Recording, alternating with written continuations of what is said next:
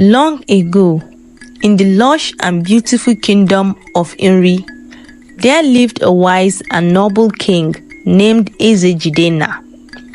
Eze Jidenna was loved by everyone in the land. He was strong, fair, and always listened to the needs of his people. The villagers would say, "Our king is a gift from the gods." And it was true. Eze Jidenna had brought peace and prosperity to Nri. But there was one thing no one knew about King Jidenna. Deep in his heart, he held a secret so precious. He told no one, not even his closest advisors or the village elders. You see, Eze Jidenna was in love. Yes, the mighty king had fallen in love with a woman from the kingdom, a woman who was not of royal blood. Her name was Chimamanda, and she was as beautiful as the sunrise over the hills of Nri. Chimamanda was the daughter of a noble farmer who lived at the edge of the kingdom. She had eyes that sparkled like stars and a smile that could melt the hardest heart. She was kind, gentle, and caring, often helping her father tend to the crops and care for the animals. Chimamanda had no idea that the king had feelings for her, for she believed herself to be just an ordinary village girl. Now, every so often, Eze Jidenna would disguise himself as a simple man, leaving behind his royal robes and crown. He would wear a plain cloth around his waist, like the other men of the village, and go out to visit Chimamanda's family farm. He would bring small gifts like ripe mangoes or fresh yam from the palace garden. But Eze Jidenna did not speak of his true identity. No, he wanted Chimamanda to know him as he was, not as the mighty king, but as a man with a heart full of love. One warm evening, as the sun was setting over the kingdom, casting a golden glow over the fields, Eze Jidenna made his way to the farm once more. He saw Chimamanda walking in the garden, carefully watering the plants. Her soft singing filled the air, and Eze Jidenna could feel his heart beat faster. As he approached, Chimamanda looked up and smiled. "Ah, Jidenna," she greeted him warmly, for that's what he had told her to call him. "You've come to visit us again. How is everything in the village?" Eze Jidenna smiled back, his heart filled with joy just by being near her. "All is well, Chimamanda," he replied. "I wanted to see how you and your father are doing." They talked for a long time about the crops, about the animals, and about life in the kingdom. Chimamanda told him stories of her dreams, her hopes to help her father build a better farm, and her wish to see the kingdom thrive.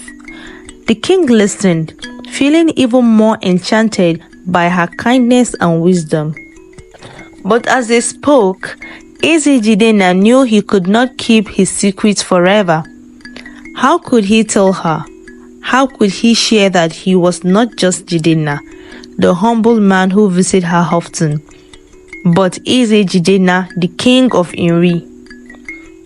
Days passed, and Eze Jidenna continued his visits. His heart was torn. He wanted to tell Chimamanda the truth, yet he feared she might feel betrayed. One evening, under the light of a full moon, Eze Jidenna decided he would reveal his true identity.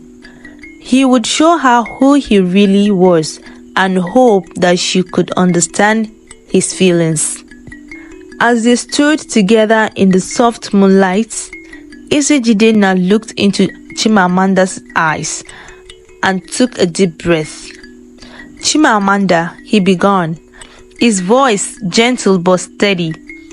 "There is something I must tell you, something I have kept hidden for too long." Chimamanda looked at him with surprise, sensing the seriousness in his tone. "What is it, Jidenna?" she asked softly.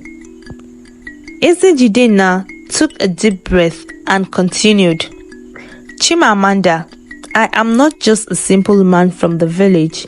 I am Eze Jidenna, the king of Nri." For a moment, Chimamanda was silent.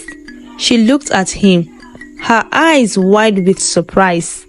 The man she had come to know as humble, kind, and thoughtful was the king of the entire kingdom. She couldn't believe it. You are the king?" she finally whispered. Eze Jidenna nodded, his heart pounding. He feared that she might turn away, or that she would see him differently now that she knew his true identity. But Chimamanda's gaze softened as she looked at him. Instead of fear or anger, there was only kindness in her eyes. "Jidenna, no, Eze Jidenna," she began, correcting herself. "I don't care if you are the king or a simple farmer. You have shown me kindness, honesty, and respect. That is what matters to me." Eze Jidenna's heart swelled with joy. He knew then that his love for Chimamanda was true, and she cared for him just as deeply, regardless of his royal status. As the moon shone brightly over them, Eze Jidenna took Chimamanda's hand gently. "Chimamanda, would you do me the honor of being by my side, to be my queen, to rule with me, and to help me serve our people?" Chimamanda smiled, tears of happiness in her eyes. "Yes, Jidenna, I would be honored." And so, with the blessings of the gods and the joy of the people, Eze Jidenna and Chimamanda were married in a grand celebration. The kingdom of Nri rejoiced, for their beloved king had chosen a queen, who was kind, wise, and humble as he was. Together they ruled with love and compassion, bringing even more prosperity to the land.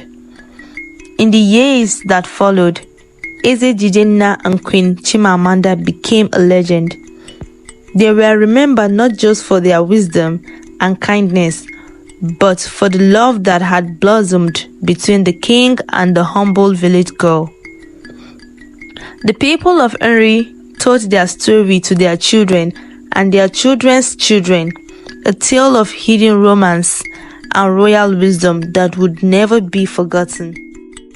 And so, the story of the hidden romance of the kingdom, Eze Jidenna, reminds us that true love knows no boundaries. It doesn't matter if you are a king or a commoner. Love is built on kindness, respect, and understanding.